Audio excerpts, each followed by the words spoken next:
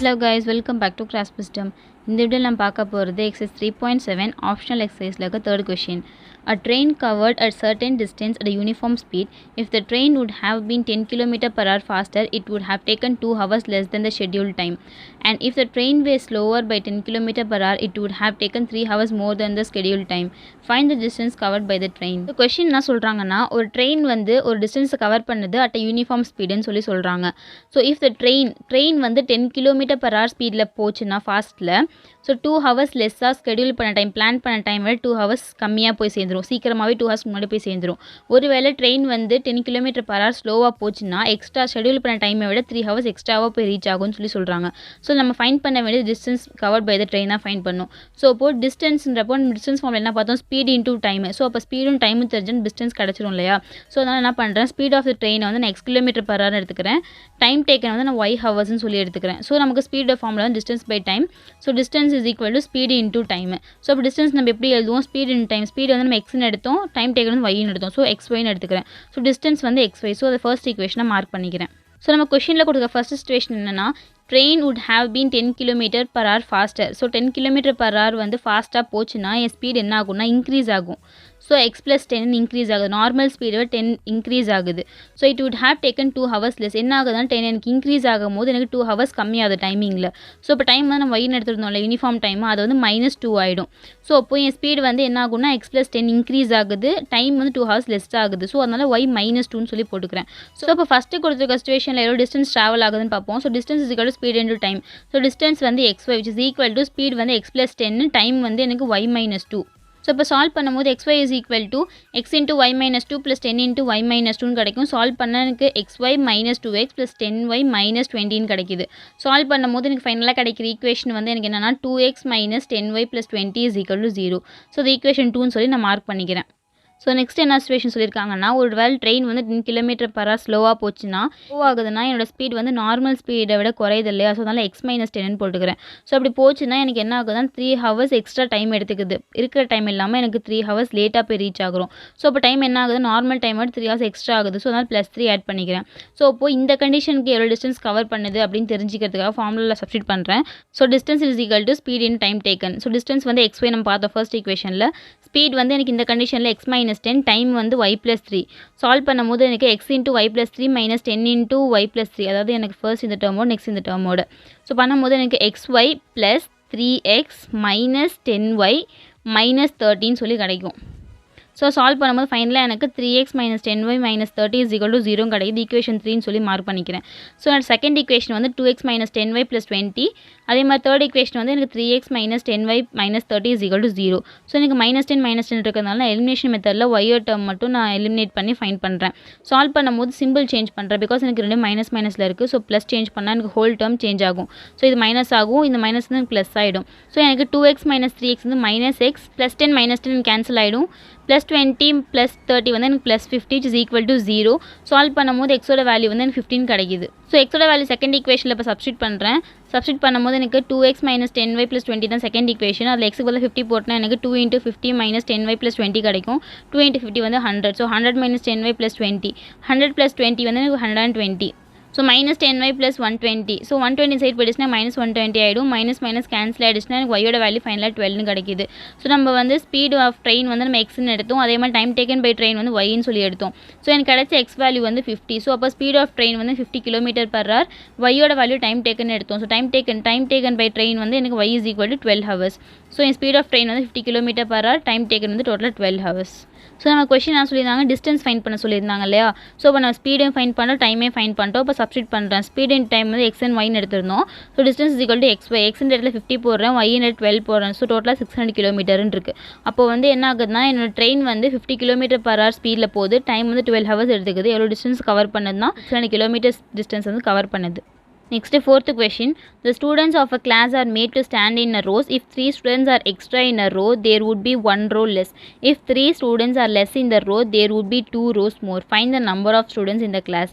So என்ன சொல்கிறாங்கன்னா, ஒரு கிளாஸில் வந்து ஸ்டூடெண்ட்ஸ் எல்லாமே ரோவில் நிற்க வைக்கிறாங்க. ஸோ ஒரு ரோக்கு எவ்வளோ ஸ்டூடெண்ட்ஸ் இருப்பாங்க அதான் நம்மளை ஃபைன் பண்ண சொல்லி கேட்டிருக்காங்க. அதே மாதிரி டோட்டலாக எவ்வளோ ஸ்டூடெண்ட்ஸ் இருப்பாங்க அப்படின்னு சொல்லி கேட்டிருக்காங்க. ஸோ இப்போ நான் எக்ஸாம்பிளுக்கு ஒன்று சொல்கிறேன். ஃபார் எக்ஸாம்பிள் என்னன்னா ஒரு ரோக்கு 2 ஸ்டூடெண்ட்ஸ் நிற்கிறாங்க. ஸோ 1 2 இது வந்து ஒரு ரோ, இது ஒரு ரோ, இது ஒரு ரோ, இது ஒரு ரோ, இது ஒரு ரோ. ஸோ ஒரு ரோக்கு 2 ஸ்டூடெண்ட்ஸ், இது எல்லாமே டாட்லாம் ஸ்டூடெண்ட்ஸ் நான் நினச்சிக்கோங்க. ஸோ ஒரு ரோக்கு 2 ஸ்டூடெண்ட்ஸ் நிற்கிறாங்க. நம்ம எப்படி ஃபைன் பண்ணுவோம் அப்போ டோட்டல் ஸ்டூடெண்ட்ஸ் எவ்வளோன்ட்டு? ஸோ 2 இன்ட்டு எத்தனை ரோ இருக்குது அதெல்லாம் மல்டிப்ளை பண்ணால் நமக்கு டோட்டல் ஸ்டூடெண்ட்ஸ் கிடச்சிடும் இல்லையா? அதாவது நமக்கு நம்பர் ஆஃப் ஸ்டூடெண்ட்ஸ் எப்படி ஃபைன் பண்ணுவோம்னா number of students in 1 row. So number of students 1 row வந்து எனக்கு 2. So 1 2 into number of rows வந்து எனக்கு 1 2 3 4 5 ரோ இருக்குது. அப்போது 2 இன்ட்டு 5 வந்து எனக்கு என்னது 10. ஸோ இப்போ இதில் எண்ணி பாருங்கள் 1 2 3 4 5 6 7 8 9 10. ஸோ நமக்கு சேமாக தான் வருது. ஸோ இப்போ நம்ம அதே மாதிரி என்ன பண்ண போகிறோம்னா இந்த கொஷினில் find the number of students. So எவ்வளோ ஸ்டூடெண்ட்ஸ் ஒரு கிளாஸில் இருக்காங்கன்னு ஃபைன் பண்ண போகிறோம். நமக்கு வந்து ஸ்டூடெண்ட்ஸை வந்து ரோல் அரேஞ்ச் பண்ணியிருக்காங்க. ஸோ அதனால் நம்ம என்ன பண்ண போகிறோம் எவ்வளோ ரோஸ் வருது ஈச் ரோக்கு எவ்வளோ ஸ்டூடெண்ட்ஸ் நிற்கிறாங்க அப்படின்னு சொல்லி நம்ம ஃபைன் பண்ண போகிறோம். டோட்டலாக வந்து கிளாஸோட ஸ்ட்ரென்த் நம்ம ஃபைன் பண்ண போகிறோம் எவ்வளோ ஸ்டூடெண்ட்ஸ் இருக்காங்க ஒரு கிளாஸில் அப்படின்னு சொல்லிட்டு. ஸோ இப்போ நான் கொடுத்துருக்க எக்ஸாம்பிள் பேஸ் பண்ணி நம்ம சம்முக்குள்ளே போவோம். ஸோ இந்த கொஷின் என்ன பண்ணுறேன் நம்பர் ஆஃப் ஸ்டூடெண்ட்ஸ் ஃபைன் பண்ணுறதுக்காக நான் முன்ன சொன்ன மாதிரியே ஃபார்முலா யூஸ் பண்ணுறேன். என்ன ஃபார்முலானா number of students is equal to ஒரு ரோவில் எத்தனை ஸ்டூடெண்ட்ஸ் இன்டூ ரோ எவ்வளோ ரோஸ் இருக்குது அதை நான் ஃபைன் பண்ண போகிறேன். ஸோ அப்போது number of students in row ஒரு ரோக்கு எவ்வளோ ஸ்டூடெண்ட்ஸ் இருக்காங்க அப்படின்றத நான் எக்ஸ்ன்னு எடுத்துக்கிறேன். And number of rows so மொத்தம் எவ்வளோ ரோஸ் இருக்குங்கிறதோ அதை நான் வந்து ஒய்ன்னு சொல்லி எடுத்துக்கிறேன். ஸோ அப்போ டோட்டல் நம்பர் ஆஃப் ஸ்டூடெண்ட்ஸ் வந்து எங்களுக்கு எப்படி கிடைக்கும்னா எக்ஸ் இன்ட்டு ஒய். பிகாஸ் நம்ம முன்னே சொல்லியிருந்தேன் நம்பர் ஆஃப் ஸ்டூடெண்ட்ஸ் எப்படி நம்ம ஃபைன் பண்ணுவோம்னா number of students in 1 row into number of rows multiply பண்ணால் நமக்கு வேல்யூ கிடைக்கும். ஸோ அதனால் எக்ஸ் இன்ட்டு ஒய் இது ஈக்குவேஷன் 1 சொல்லி நான் மார்க் பண்ணிக்கிறேன். ஸோ நமக்கு ஃபஸ்ட் என்ன சிச்சுவேஷன் சொல்லியிருக்காங்கன்னா if 3 students are extra in a row. So ஒரு ரோவில் 3 ஸ்டூடெண்ட்ஸ் எக்ஸ்ட்ரா ஆகுறாங்க there would be 1 row less. So ஒரு ரோக்கு வந்து 3 ஸ்டூடெண்ட் இன்க்ரீஸ் ஆனாங்கன்னா எனக்கு ஒரு ரோ வந்து குறையுன்னு சொல்லி கொடுத்துருக்காங்க. ஸோ அப்போ என்ன ஆகுதுன்னா number of students in 1 row நம்ம வந்து எக்ஸ்ன்னு எடுத்தோமா. ஸோ இங்கே 3 ஸ்டூடெண்ட்ஸ் எக்ஸ்ட்ராவாக ஆட் ஆகுறாங்க. அப்போது ஏற்கனவே இருக்க ஸ்டூடெண்ட்ஸ் இல்லாமல் +3 ஆட் ஆகிறதுனால +3ன்னு போட்டுக்கிறேன். ஸோ நம்பர் ஆஃப் ரோ என்ன ஆகும்னா 3 ஸ்டூடெண்ட்ஸ் ஆட் ஆகுனா ஒரு ரோ லெஸ் ஆகுதுன்னு சொல்லி சொல்கிறாங்க. ஸோ நம்ம நார்மலாக வந்து நம்ம ஸ்டாண்டர்டாக எவ்வளோ எடுத்தோம் ஒய்ன்னு சொல்லி எடுத்தோம் நம்பர் ஆஃப் ரோஸ். அதில் வந்து 3 ஸ்டூடெண்ட் ஆட் ஆனாங்கன்னா எனக்கு வந்து ஒரு இது கம்மியாகுது. ஸோ அதனால் y - 1ன்னு சொல்லி போட்டுக்கிறேன். ஸோ இப்போ டோட்டல் ஸ்டூடெண்ட்ஸ் எவ்வளோ இருப்பாங்க அப்படி பார்த்தோம்னா total students is equal to x into y. So அதாவது எனக்கு x plus 3 into y minus 1. So number of students in one row into number of rows. Total students வந்து நம்ம xy எடுத்துட்டோம். So xy is equal to x into y minus 1 plus 3 into y minus 1. Solve பண்ணும்போது எனக்கு xy minus x plus 3y minus 3 கிடைக்குது. Solve பண்ணால் எனக்கு கடைசியில் கிடைக்க ஈக்குவேஷன் வந்து x minus 3y plus 3 is equal to 0. Because நமக்கு இந்த xy கேன்சல் ஆகிடும். So x minus 3y plus 3 is equal to 0. Second ஈக்குவேஷனை மார்க் பண்ணிக்கிறேன். ஸோ நெக்ஸ்ட் நமக்கு என்ன ஸ்டூடெண்ட் சொல்லியிருக்காங்க அப்படின்னா if 3 students are less in a row. 3 students வந்து எனக்கு கம்மியாக இருக்கிறாங்க ஒரு ரோல் அப்படின்னா there would be 2 row more. So 3 student வந்து கம்மியானாங்கன்னா எனக்கு எக்ஸ்ட்ரா 2 ரோ வரும்னு சொல்லியிருக்காங்க. ஸோ அப்போது நம்பர் ஆஃப் ஸ்டூடெண்ட்ஸ் இந்த ரோ ஒரு ரோக்கு என்ன ஆகும்னா எக்ஸ் ஸ்டூடெண்ட்ஸ் இருப்பாங்க அதில் -3 கம்மியாகிறாங்க. ஸோ லெஸ்ஸுன்னா மைனஸ். ஸோ -3 ஸ்டூடெண்ட்ஸ் போயிடுறாங்க. ஸோ அதனால் என்ன ஆகுதுன்னா 2 ரோ வந்து எக்ஸ்ட்ரா ஆகுது. ஸோ அப்போ number of rows normal row வந்து ஒய்ன்னு எடுத்திருந்தோம். ஸோ அதோட 2 ரோ இன்க்ரீஸ் ஆகுது. ஸோ +2ன்னு போட்டுக்கிறேன். ஸோ இப்போ இந்த கண்டிஷனுக்கு எவ்வளோ ஸ்டூடெண்ட்ஸ் இருப்பாங்க அப்படின்னு பார்த்தோம்னா xy is equal to x minus 3 into y plus 2. So solve பண்ணும்போது எனக்கு x into y plus 2 minus 3 into y plus 2ன்னு கிடைக்கும். சால்வ் பண்ணால் எனக்கு xy plus 2x minus 3y minus 6ன்னு கிடைக்கும். ஸோ ஃபைனலாக எனக்கு 2x minus 3y minus 6 is equal to 0 கிடைக்கும். Third ஈக்குவேஷனை மார்க் பண்ணிக்கிறேன். ஸோ எனக்கு கிடைச்ச செகண்ட் ஈக்குவேஷன் வந்து x minus 3y plus 3 is equal to 0. Third equation வந்து 2x minus 3y minus 6 is equal to 0.